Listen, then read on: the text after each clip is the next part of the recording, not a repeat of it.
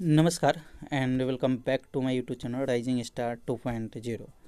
दोस्तों, अगर आप बिहार से 2025 सेशन यानी कि 2025 में डिस्टेंस से पीजी करना चाहते हैं तो आप सभी छात्रों के लिए अच्छी खबर है। दरअसल एक इन्फॉर्मेशन हमारे पास आई है जिसमें जितने भी छात्र जो कि बिहार से, खास करके बिहार के किसी भी यूनिवर्सिटी से अगर डिस्टेंस में पीजी करना चाहते हैं तो उसके लिए जो है सूचना जारी की गई है और वही मैं इस वीडियो में आपको बताने वाला हूं कि क्या सूचना है, कब तक आप आवेदन कर सकते हैं, कब से आवेदन शुरू होगी, कोर्स लिस्ट क्या क्या है, फ़ी योग्यता क्या लगेगी और नामांकन प्रक्रिया और इसकी जो डिस्टेंस कोर्स होने वाली है इसकी मान्यता क्या है। तो सभी इन्फॉर्मेशन को अच्छी तरीके से समझने के लिए वीडियो को लास्ट तक देखिएगा। आगे के अपडेट के लिए हमारे साथ जुड़े रहिएगा। तो चलिए दोस्तों, स्टार्ट करते हैं, सारी अपडेट आपको बताते हैं। तो दोस्तों, पहले तो ये समझिए जो पढ़ाई की नियम है वो बदल दी गई है। पहले ये ईयरली वाइज होता था, अब सेमेस्टर वाइज होगा। कहा कि NOU नए सत्र में सेमेस्टर सिस्टम से होगी पढ़ाई। कहा गया कि पटना नालंदा खुला विश्वविद्यालय में नए सत्र से सेमेस्टर सिस्टम से पढ़ाई होगी।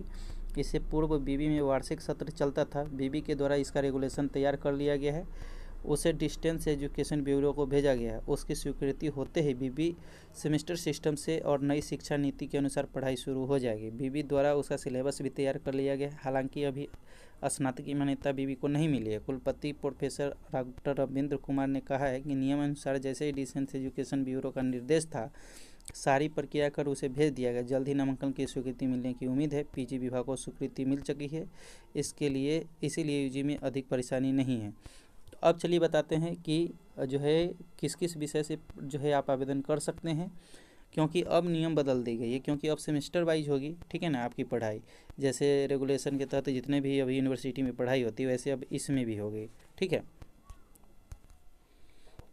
तो उससे पहले आवेदन तो होगा ही, लेकिन उससे पहले देखिए 10 और नए कोर्स की अनुमति जो है नालंदा खुला विश्वविद्यालय को मिल गया है। कहा गया है कि 10 और पीजी कोर्स संचालन की मिली अनुमति। सत्र 2025 से 26 में 26 स्नातकोत्तर कोर्स में विद्यार्थी ले सकेंगे नामांकन। यूजीसी के डिस्टेंस एजुकेशन ब्यूरो से प्राप्त हुआ पत्र। नए सत्र में नामांकन के लिए अप्रैल से नामांकन प्रक्रिया, तो इसी महीने से हम नामांकन प्रक्रिया होगी। फिलहाल चलिए पूरी सूचना को विस्तार से समझते हैं। आगे कि नालंदा खुला विश्वविद्यालय NOU को विश्वविद्यालय अनुदान आयोग यूजीसी के डिस्टेंस एजुकेशन ब्यूरो से ने 10 स्नातकोत्तर कोर्स संचालित करने की अनुमति प्रदान की है। इससे पहले अक्टूबर में NOU को 16 स्नातकोत्तर कोर्स में नामांकन की अनुमति मिली थी। इन कोर्स में नामांकन की प्रक्रिया पूरी हो चुकी है। NOU के कुलपति प्रोफेसर संजय कुमार ने बताया कि अब NOU में 30 में से 26 पीजी कोर्स में नामांकन की अनुमति मिल गई है। 16 पीजी कोर्स में सत्र 2024 से 25 में नामांकन हो चुकी है। अब सभी 30 पीजी कोर्स में नामांकन अगले सत्र से होगा। आपदा प्रबंधन सहित अन्य 3 स्नातकोत्तर पाठ्यक्रम के संचालन की अनुमति के लिए प्रयास जारी है।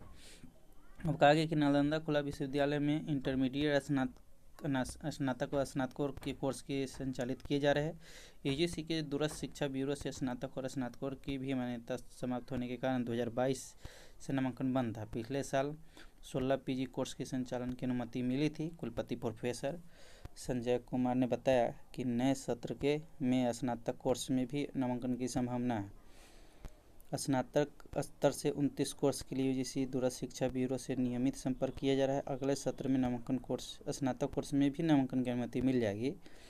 नेक एक्रीडेशन अभाव में NOU मान्यता स्थगित कर दी गई थी। जनवरी 2024 में विश्वविद्यालय को नेक एक्रीडेशन में C ग्रेड प्राप्त हुआ था। नालंदा खुला विश्वविद्यालय अब सभी प्रक्रिया पूरी कर बरगांव स्थित अपने परिसर से ही संचालन किया जा रहा है।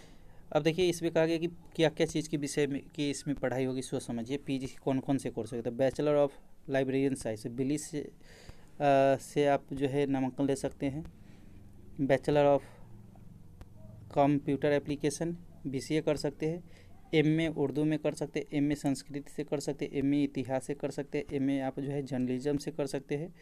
MA राजनीति शास्त्र से कर सकते हैं, यानी कि पोल साइंस, समाजशास्त्र, पर्यावरण विज्ञान, और MSc में जूलॉजी से कर सकते हैं। जो पहले इतने ही कोर्स, अभी फ़िलहाल इतने कोर्स की अनुमति मिला है। जूलॉजी से पहले नहीं होता था, अब होगा। ठीक है, इसके अलावा देखिए अर्थशास्त्र से कर सकते हैं, यानी कि इकोनॉमिक्स, शिक्षा, लोक प्रशासन, भूगोल, ज्योग्राफी, हिंदी, साइकोलॉजी, उसके अलावा होम साइंस, वनस्पति विज्ञान यानी कि बॉटनी, भूगोल साइंस, मैथ, भौतिक विज्ञान यानी कि फिजिक्स, केमिस्ट्री, इन्वायरमेंट साइंस, गृह विज्ञान साइंस व वाणिज्य, इन सभी विषय से अब पीजी के लिए आवेदन जो है कर सकते हैं, इसी महीने शुरू होगी। अब चलिए हम बताते हैं कि इसके लिए योग्यता और डॉक्यूमेंट आपके पास क्या क्या होनी चाहिए।